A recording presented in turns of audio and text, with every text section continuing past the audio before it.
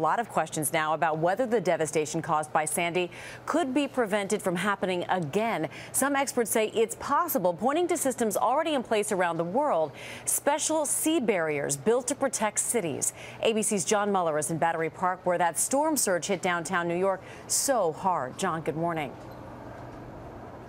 Good morning, Amy. Earlier this week, I'd be underwater. Much of lower Manhattan was. It is dry. The storm has passed. It's easy to say it's behind us. It's not. Make no mistake. It's just a matter of time before another storm hits.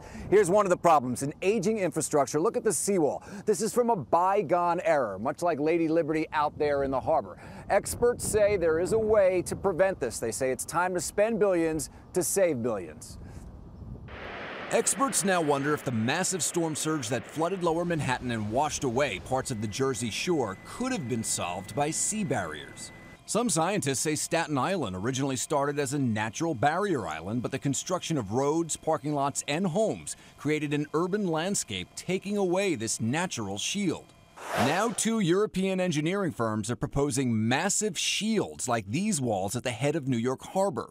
Flood protections that were once considered unnecessary are now being reconsidered after Sandy's 14-foot surge. Anyone who says there's not a dramatic change in weather patterns, I think, is denying reality. Oceanography professor Malcolm Bowman told us by phone a redesign is critical. If we had implemented these barriers by now, there would have been no damage to New York City from the ocean. The barriers are high-tech. In one design, a wall lays flat on the bottom of the harbor, pivoting up when needed to block a storm surge.